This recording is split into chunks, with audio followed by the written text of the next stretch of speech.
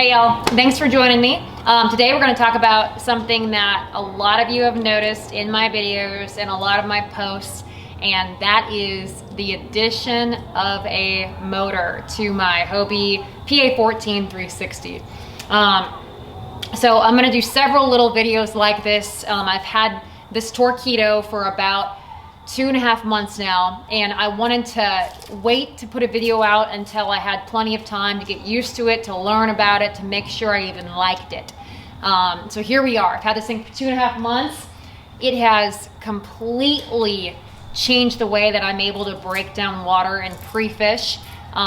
We'll get into that a little bit later, but the purpose of today's video was to go over some of the things that I learned that made life easier with this motor. And by that, I mean mounts, little additions, little things that I've kind of done to customize this setup to help me out in the water.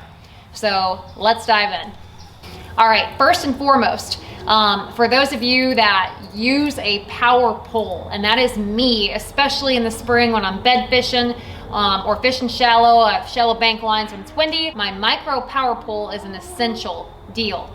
With the stock Torqeedo mount, you're unable to mount that power pole onto the existing bracket. So what Trey Leach did with Innovative Sportsman was create this custom mount right here. So what that allows you to do, you can still mount your power pole onto this bracket, have your Torqeedo, and good to go. Another thing from Innovative Sportsman that is a must-have, and I mean guys and gals, must-have, especially if you're fishing shallow water areas, the stumps, rocks, vegetation, is this rock guard right here. So what the rock guard does, and you can even see, I've had mine for 2 months. I'm going to show you I've had my rock guard for 2 months, and you're going to visually see the damage that it's taken. And what that does is obviously protect your prop, and that is important. These things are not cheap. I would not ever recommend that somebody get out on the water with the Torqeedo without this right here. So those are the pros of these things. Do want to touch on one con that I've noticed with this mount. For those of you that load your kayak into the bed of a truck, we usually grab the kayak right here to do so. This mount extending way past this handlebar, you can't do that. And that made it a little bit more difficult for me to load my kayak into the bed of my truck. I actually have to physically walk back and grab this part of the mount, which is a lot harder to do than this right here. But what I'm trying to kind of come up with right now is kind of maybe a dowel system that comes out here, kind of working with Trey on that, and a way to utilize the handlebar deal and still be able to lift your kayak and easily lift in and out of the bed of the truck. So that is the only negative that I've witnessed with this mount right here. But for me, it's more important to have a power pole and have the ability to have a power pole. So I sacrifice that. I can still load it, just a little bit more difficult.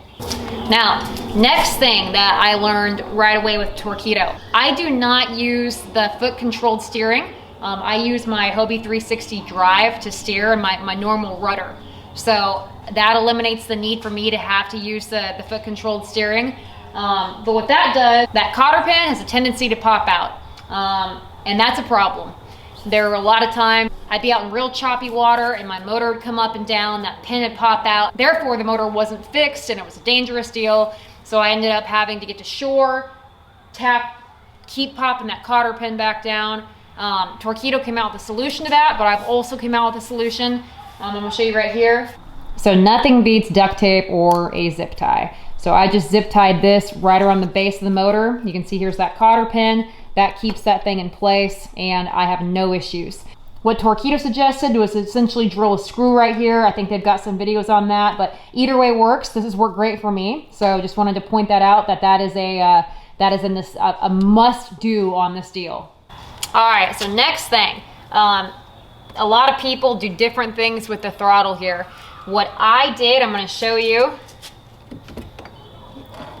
took this Ram Mounts X Grip. These things are phenomenal. A lot of guys use these for cell phones, but I found this super handy. Mounts right on the A-trail. You can have it further back, wherever you want here, but it holds my throttle, so I've got it right by my seat at a really comfortable height. That was one thing that kind of helped keep my controller close by, and I can move it around, reposition it however I want, and I really found that the Ram Mounts X Grip was the perfect solution for that. All right, last but not least, this right here, your magnet, this obviously attaches to your life jacket, so if this comes off, you get thrown off your kayak, it kills the motor. Safety, good thing. However, if you're someone like me that loses little pieces like this will not run. So what I always carry with me on the water, so just a really good idea, carry a set of magnets with you on the water so you can actually use this thing for the time being until you can contact Torqeedo and get this replaced.